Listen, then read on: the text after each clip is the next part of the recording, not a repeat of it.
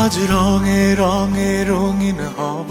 প্রতি বছরই ঈদে হানিফ সংকেতের ম্যাগাজিন অনুষ্ঠান ইত্যাদিতে কোনো না কোনো বিশেষ চমক থাকে।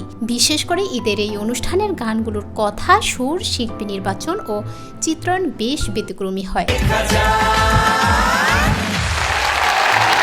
তারই ধারাবাহিকতায় এবারও ঈদের ইত্যাদিতে শিল্পী নির্বাচনে রয়েছে ভিন্নতা।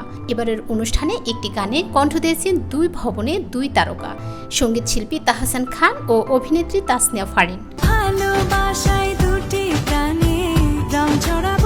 অভিনয়ে জনপ্রিয়তা পেলেও তাসনিয়া ফারিন গানটাও ভালো করেন। ছোটবেলা থেকেই গান করতেন। ফারিনের গাওয়া গানের শিরোনাম রঙে রঙে রঙিন হব। তার সঙ্গে দ্বৈত কণ্ঠ দিয়েছেন তাহসান রহমান খান। 2 মার্চ মিরপুর ইনডোর স্টেডিয়ামে গানটির চিত্র ধারণ করা হয়। কবির বকুলের লেখা গানটির সুর ও সঙ্গীত করেছেন ইমরান মাহমুদুল। এই বিষয়ে ফারিন বলেছেন, প্রথম গান করলাম, তাও আবার তাহসান ভাইয়ের সঙ্গে। প্রথম গানটি আমার জীবনে স্মরণীয় হয়ে থাকবে।